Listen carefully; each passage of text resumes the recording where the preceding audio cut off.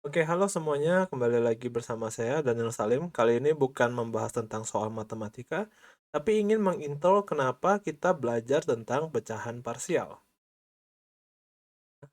Eee, untuk itu saya meninjau integral yang sederhana sekali ya. Kita meninjau integral dari 1/1 min x² dx, ya.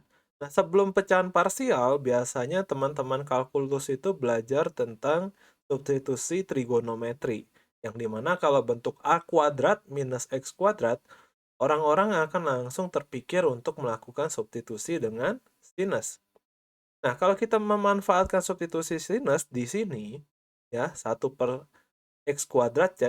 min x kuadrat itu menjadi 1 minus sin kuadrat theta, itu akan jadi cos kuadrat theta di sini.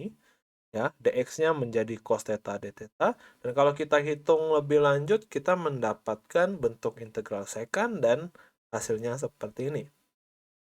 Nah, karena x itu sama dengan sin theta, kita tahu dari trigonometri, ya, kita cukup menggambarkan segitiga siku-siku saja, kita bisa menghitung nilai sekant dan theta, ya. Jadi dengan cara tersebut saya bisa menyelesaikan integral dari 1/1 min x kuadrat itu seperti ini. Tapi kita tahu sin theta naturalnya itu hanya di antara -1 sampai 1. Jadi hasil ini hanya berlaku untuk x yang di antara -1 sampai 1. Dan ini juga tertuangkan pada hasilnya, yaitu melibatkan akar dari 1 min x². Nah, selain ini, di integral substitusi, ya, kita juga mempunyai bentuk x kuadrat minus a kuadrat. Nah, karena ini tidak melibatkan akar, saya bisa menulis ulang integral yang tadi menjadi negatif dari integral 1/x² min 1. Ini memenuhi bentuk x kuadrat minus a kuadrat. Jadi saya bisa melakukan substitusi dengan x sama dengan secant theta, ya kan? Nah, tapi karena ini tidak melibatkan akar, saya tidak perlu meninjau lebih lanjut theta itu ada di mana, ya. Kalau biasanya melibatkan akar itu harus meninjau nih tetanya ada di kuadran 1 atau di kuadran 2, ya, supaya menentukan akar dari tangan kuadratnya perlu tanda negatif atau. Nah, karena ini tidak melibatkan akar, jadi tidak begitu masalah.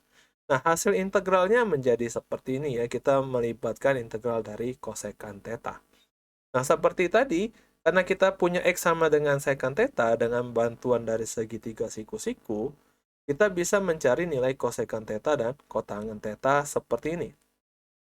Ya. Nah, ingat, karena X sama dengan secant theta, secant itu nilainya lebih dari 1 atau kurang dari -1, maka hasil ini hanya berlaku untuk X yang demikian.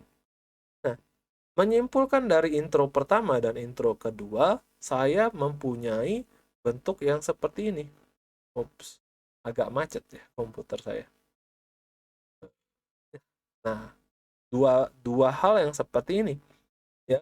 Jadi integral 1/1 min x² itu mempunyai dua bentuk solusi, tergantung x-nya mau yang seperti apa. Nah, tentu menjadi pertanyaan, bisa nggak sih kita melakukan integral tanpa melihat x-nya ada di wilayah apa, gitu. Nah, inilah bagusnya dari pecahan parsial ya. Dengan kalian mempelajari pecahan parsial, kalian bisa memisahkan 1/1 min x² itu menjadi bentuk yang ada di kanannya. Caranya seperti apa? Pelajarilah pecahan parsial itu, ya. Nah, setelah kita mendapatkan bentuk yang kanan, ya, bentuk integral 1/1 min x² tadi bisa diganti dengan bentuk yang kanan ini. Masing-masing komponen bisa kita integralkan dengan mudah menjadi logaritma natural, ya. Kita menghitung ini tanpa memperdulikan x-nya ada di mana sekarang, ya. Oke, jadi inilah pecahan parsial ya yang sangat keren gitu ya. Bisa-bisanya gitu. Yang tadinya pakai trigonometri kita harus memisah wilayah, sekarang nggak usah, ya.